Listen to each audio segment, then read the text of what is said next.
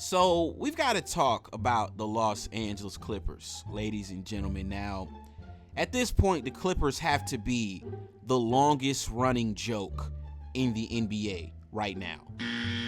Now, they acquired Kawhi Leonard and Paul George back in 2019.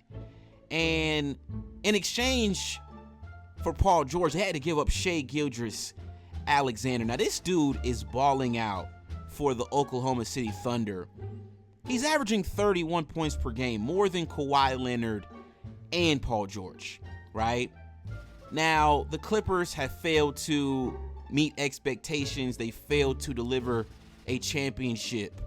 And we're going on year 5 now, ladies and gentlemen. Now, I came across a clip from the Clippers head coach, Tyronn Lue.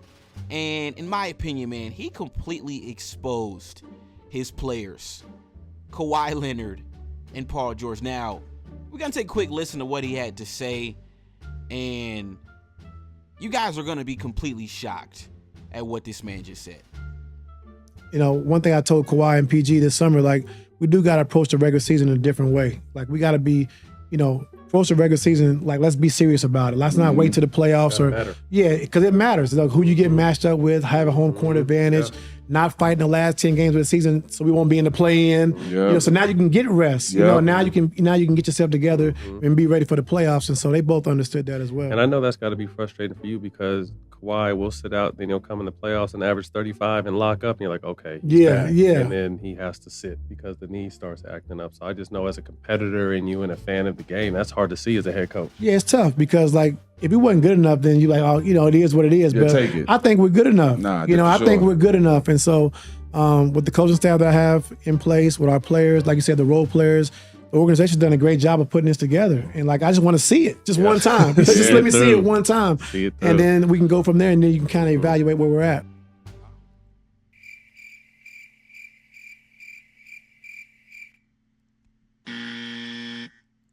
Ladies and gentlemen, are we serious here?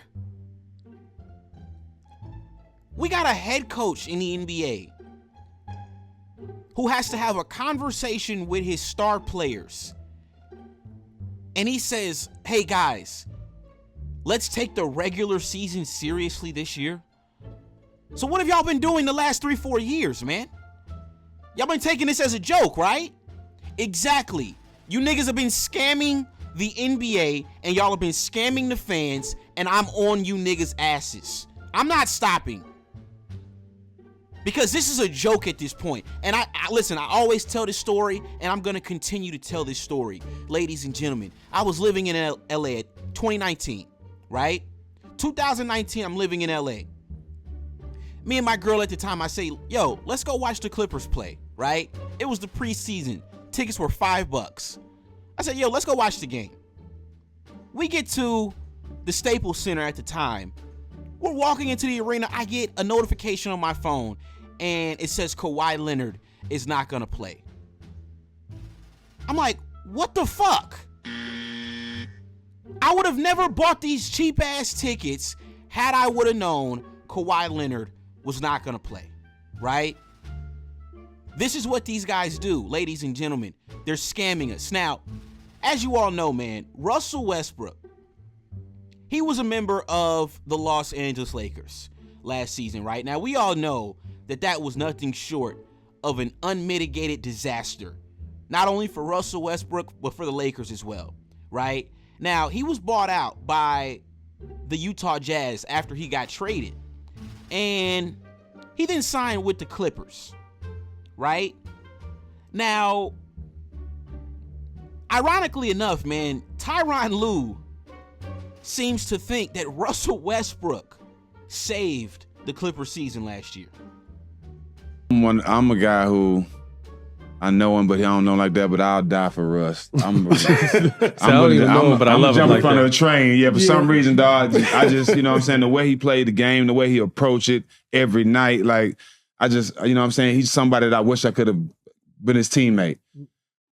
Tell me your opinion of Russ, how you feel about Russ. I love Russ. I know you do. From day one, and when you get a guy like that plays hard every single night and gives you everything every single night, and he plays every night. Single night. And he plays the same way so like teams that acquire him or teams that like you know what you're getting. Yeah. Like, you know what I'm saying? He's a tough dude, tough-minded, you know, and I mean what he did for our season, him and Plumlee and Bones and Eric Gordon, but what Russ and those guys did coming in for the last 20 games of the season, he saved us. Yeah. You know, PG goes down and he went to another level, you know, and so I love him. You know what I'm saying? We got a great relationship. I can be real with him. He can be real with me. Yeah. And all he wants is the truth. Like, we tell him the truth and say, Russ, this is what we're going to do. This is how we're going to use you. It could be this or that. He's good with it. Yeah, he respects it. You know, and so sometimes you got to save him from himself because he gets fired up. You know what I'm saying? But so what? Do you? You know, if you're doing too much, I'll let you know. But be who you are. And it's my job as a coach to try to make you fit into this puzzle, you know, as far as our team, but be who you are, and then give me 5-10 games, and then I can put you in place to be successful. And he was great, man.